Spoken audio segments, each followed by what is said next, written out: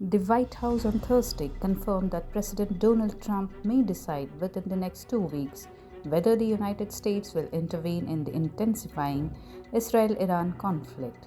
Speaking to reporters, White House Press Secretary Caroline Leavitt quoted Trump as saying, based on the fact that there's a substantial chance of negotiations that may or may not take place with Iran in the near future, I will make my decision whether or not to go within the next 2 weeks. The statement comes amid rising tensions as Israel and Iran enter day 7 of active conflict, with both sides trading fire once again on Thursday. Iranian state media reported that air defense systems were activated over northern Tehran, responding to what it called hostile targets.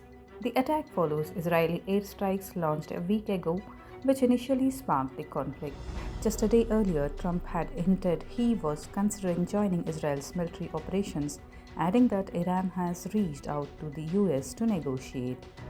I may do it, I may not do it, Trump said, further adding, Iran's got a lot of trouble and they want to negotiate. Meanwhile, Israeli Prime Minister Benjamin Netanyahu, under growing domestic pressure, admitted, all of us are paying a personal price in this war. My son had to cancel a wedding. Sources suggest Netanyahu is beginning to reflect on the high cost of a force-only strategy with Iran, hinting at a possible reassessment of Israel's approach moving forward. Regarding the ongoing situation in Iran, I know there has been a lot of speculation amongst all of you in the media regarding the president's decision-making and whether or not the United States will be directly involved.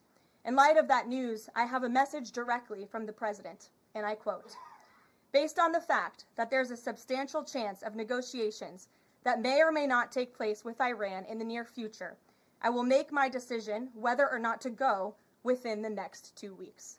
That's a quote directly from the president for all of you today. So we'll kick it off for questions here in our new media seat. We have Eli Lake